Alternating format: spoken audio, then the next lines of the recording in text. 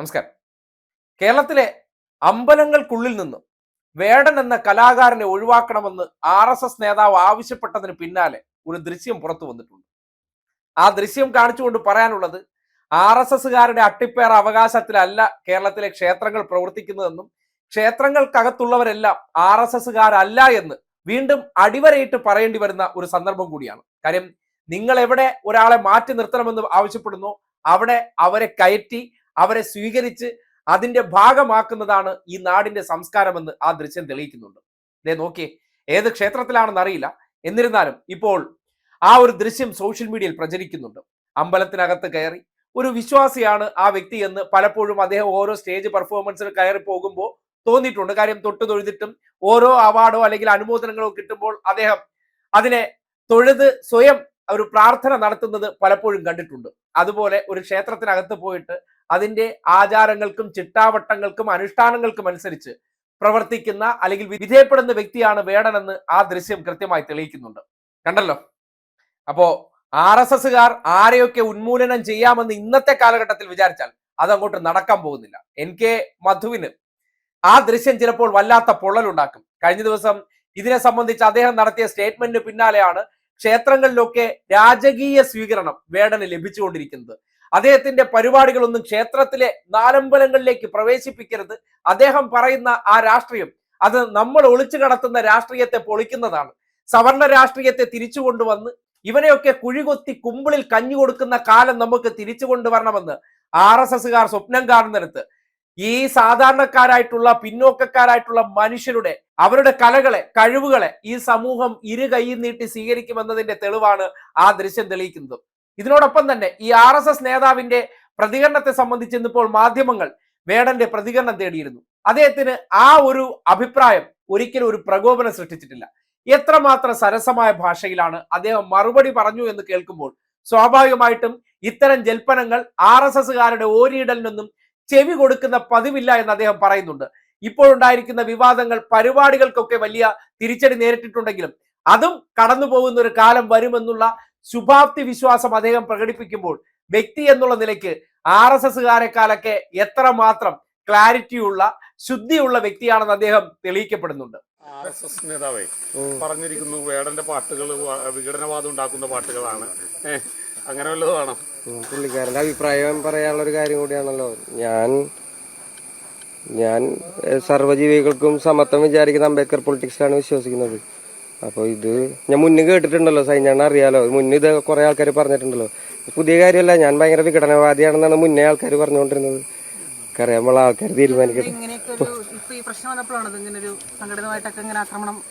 ഇല്ല, എനിക്കറിയില്ല ഇവരെന്തെങ്ങനെ പറയണേന്ന്. അത് പൂർണ്ണ നമ്മൾ എടുക്കുന്ന ജോലി എവിടെയോ ആൾക്കാർക്ക് കിട്ടുന്നുണ്ട്, പ്രവർത്തിക്കുന്നുള്ളതിന്റെ ഒരു കാര്യം, നല്ല കാര്യമായിട്ട് മാത്രം എടുക്കുന്നുള്ളൂ. ഞാനതിന് കോമഡി അല്ലേ?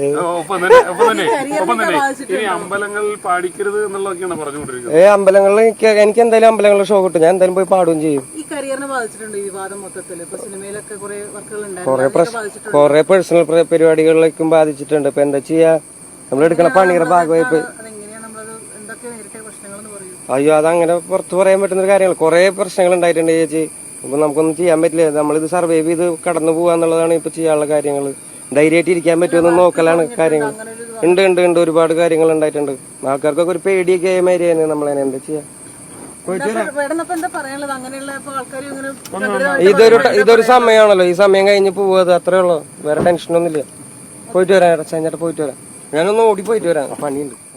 അപ്പോ വേടനെ ഉന്മൂലനം ചെയ്യാനോ ഇല്ലായ്മ ചെയ്യാനോ വേണ്ടി പണിയെടുത്തുകൊണ്ടിരിക്കുന്ന RSSകാരോട് പറയാനുള്ളത്, നിങ്ങൾ വെറുതെ സമയം കളയാതെ സ്റ്റാൻഡ് വിട്ട് പോകുന്നതാണ് നല്ലത്. അല്ലെങ്കിൽ ഇപ്പോഴുള്ള കുറച്ച് സ്വീകാര്യത ഉണ്ടല്ലോ, അതുകൂടി പോയി കിട്ടുന്ന ഒരു അവസ്ഥ ഉണ്ടാകും. കാര്യം ഇന്നിപ്പോ നിങ്ങളുടെ ഈ ഹിന്ദുത്വ രാഷ്ട്രീയത്തോട് സകല പേരും വണങ്ങി നിൽക്കുന്നുണ്ടെന്നൊക്കെ ഒരു തോന്നൽ ഉണ്ടാകുന്നുണ്ടെങ്കിൽ കേരളത്തിന്റെ മണ്ണിൽ അത് അങ്ങോട്ട് വിലപ്പോകാൻ പോകുന്നില്ല. അല്ലെങ്കിൽ ആ കച്ചവടം വേണ്ടത്ര നിങ്ങൾക്ക് അങ്ങ് നടത്തിയെടുത്തു കളയാമെന്ന് കരുതരുത്. കാര്യം എല്ലാ ഹിന്ദുക്കളും RSSകാരല്ല.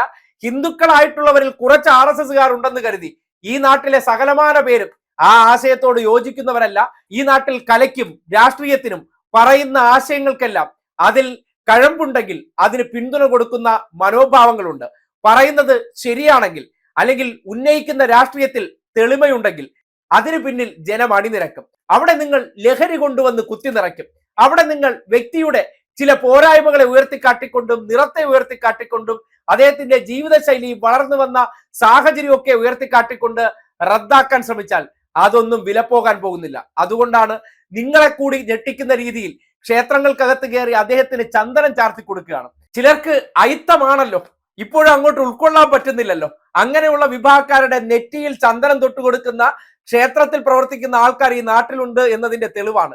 അത് കണ്ടിട്ട് ഒരു കാര്യം മനസ്സിലാക്കുക, നിങ്ങൾ വിചാരിക്കുന്ന ഒരു വിദ്വേഷവും ഈ നാട്ടിൽ വർക്കൗട്ട് ആക്കാൻ കഴിയില്ല.